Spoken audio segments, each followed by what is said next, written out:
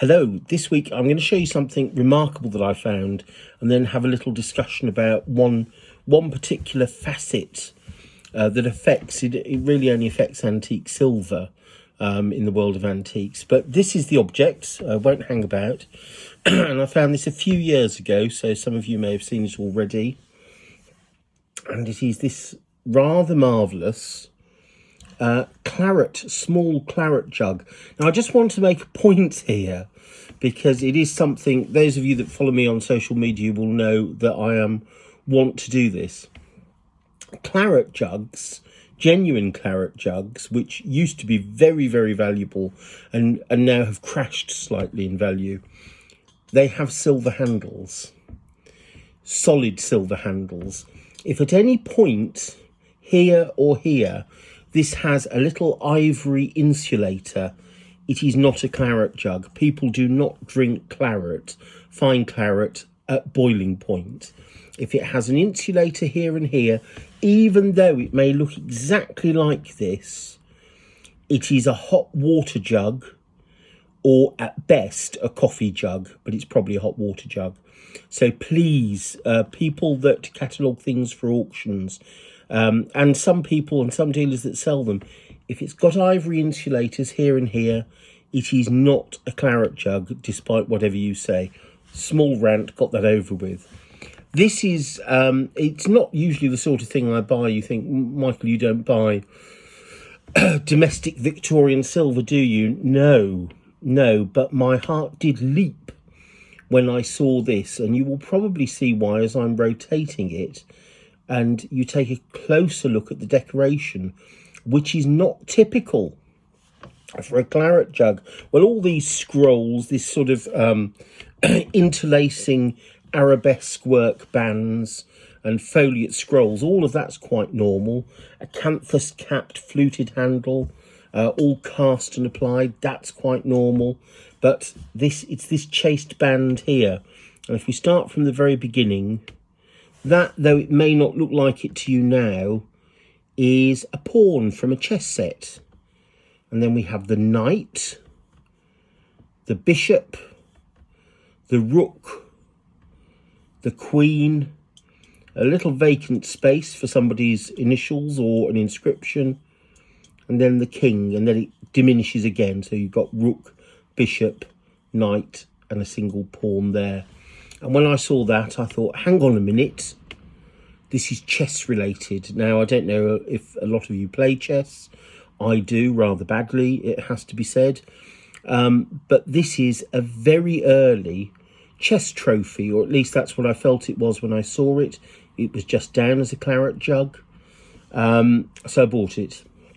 I didn't hang about. When you see rare things, don't hang about. I bought it, and then I worried about what was engraved on it later. And this is the point of talking to you about this today. Without its original engraving, I probably could have found out what this was eventually. But the original engraving puts it completely in context and gives it its history and its story. And honestly, that is the value of an object like this.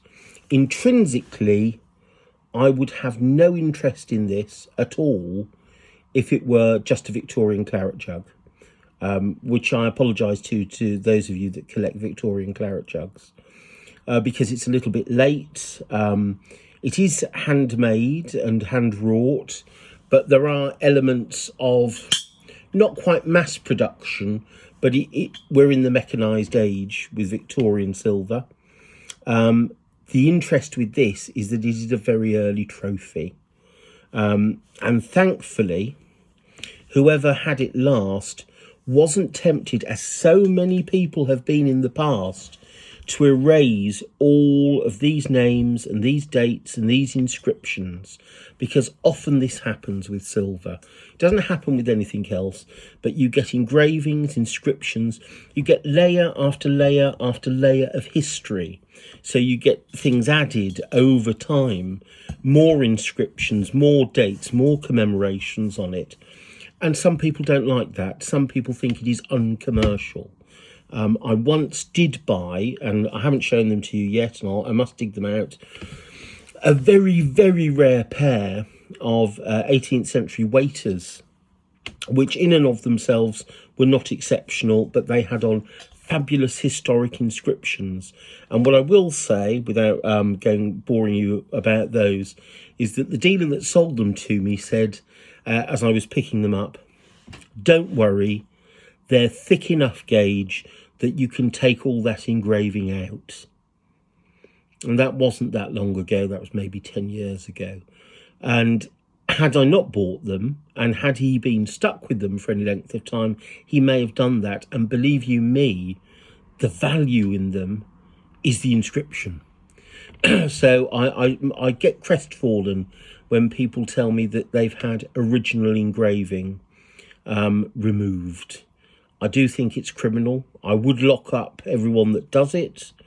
I did go to a very notable dealer who is a member of many academic institutions and guilds, if you will, to inquire when I was a youngster if they had any York silver. And they said, oh, we've just completed a canteen for someone. And out of curiosity, I said, oh, could I see it? Could I see it? Oh, no, it's away. It's having all the crests and monograms removed for them. And I left their shop in the middle of England, open-mouthed in horror and disbelief. But there we go. It happens. Happily, not with this. I was able to find out all about this. It has inscribed on the foot, West of Scotland Chess Challenge Cup, 1882. And for those of you that don't know what a Challenge Cup is, as opposed to the annual cups that we get these days, basically you won this and you kept it until somebody challenged you. And in this case, a little tournament of chess matches. So it could, if you were challenged more than once or twice a year, be awarded more than once or twice a year. So we've got the first inscription here, John Crumb, 31st of July 1882, and then we've got dates that run on from that. So we've got Walter C. Spence, November 1882, John Gilchrist 1883, February, Walter C. Spence again, June 1883, J.L. Whiteley, April 1884, Peter Fife, 1884. And these are all huge names, giants in the world of late Victorian British chess, because it was actually Scotland that was at the forefront of holding these competitions and presenting these trophies.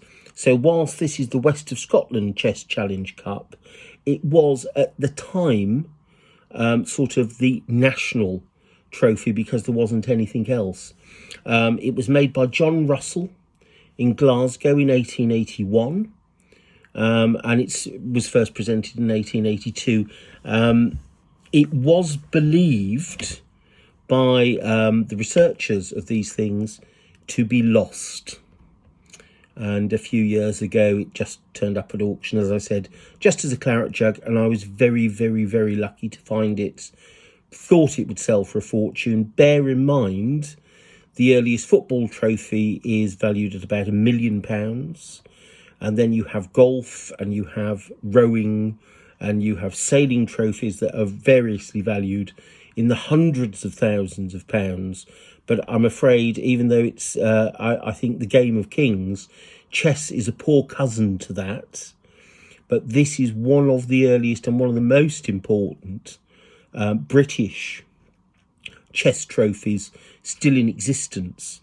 And what's really interesting is that when a national tournament is basically brought in 1893 in Scotland, there is a sketch in the Dundee Evening Telegraph, dated the 19th of April 1893. It's online, and I will try and use that image as the cover shot of these films, so you'll be able to see it.